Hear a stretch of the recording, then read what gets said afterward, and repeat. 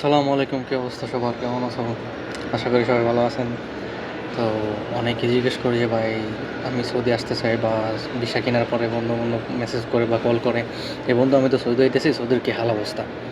তাদের উদ্দেশ্যে একটা কথা, যে আসলে সৌদির কী অবস্থা, বা আমরা অনেক সময় বললে কেউ বিশ্বাস করতে চায় না যে সৌদির অবস্থা খারাপ বা ভালো, বা আসার বলে যে বন্ধু আগে জানতাম না, বা একটা কাজ জোগাড় করে দিই।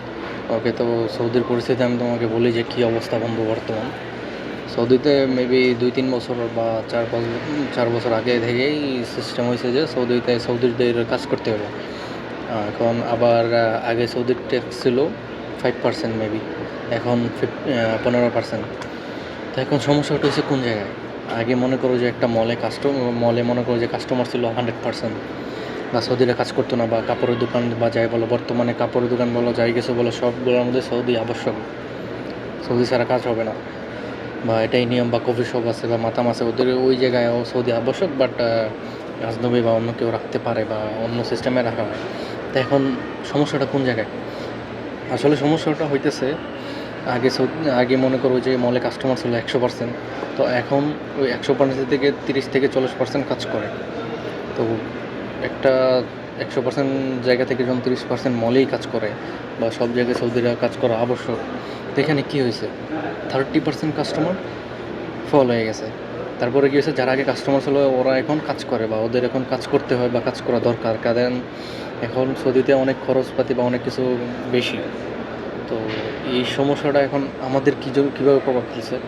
তো যেই জায়গায় মনে করো যে আগে সব বাঙালি বা আজনবী বা যারা ছিল সবাই কাজ করতো, তো ওই জায়গার মধ্যে কাজের পার্সেন্টেজ কমে গেছে, বা এখানে সৌদি আবশ্যক, বা এখন সৌদিরা কাজ করে। তো এটা আমাদের কী সমস্যা হয়েছে? আমাদের সমস্যাটা হয়েছে, আগে আমাদের জন্য যে জায়গাগুলো বরাদ্দ ছিল কাজের জন্য, ওইটা কমে গেছে। তো এখন আরেকটা কী সমস্যা, কেন কাজ নাই? যে জায়গার মধ্যে মনে করো যে যেই স্যালারিতে আগে বাঙালি বা আজনবী যারা কাজ করতো, ওই স্যালারিতে এখন সৌদিরা কাজ করতেছে। এটা হচ্ছে একটা সমস্যা। আরেকটা সমস্যা হয়েছে, এখন আগে বাঙালির যেই জায়গায় স্যালারি ছিল 3-4 হাজার রিয়াল, এখন ওই জায়গা থেকে স্যালারি অনেক কমে গেছে, কারণ লোক বেশি, কাজের চাহিদা কম। তো এই জিনিসটা আসলে সবাই বুঝতে চায় না, বলে যে বন্ধু তুই আসস বা অনেক দিন ধরে সৌদি আসো, একটা কাজ ম্যানেজ করে দেয়, বা আসার পর এরকম বলে। বন্ধু বর্তমানে ভাই বন্ধু বা যারাই আছে, কাজ পাওয়াটা অনেক বেশি টাফ। বা যেগুলো জায়গার মধ্যে কাজের জায়গা খালি আছে, ওই জায়গায় ওই কাজ নেওয়ার জন্য মনে করো যে 10-15 হাজার রিয়াল নিয়ে কেউ না কেউ দাঁড়ায় আছে।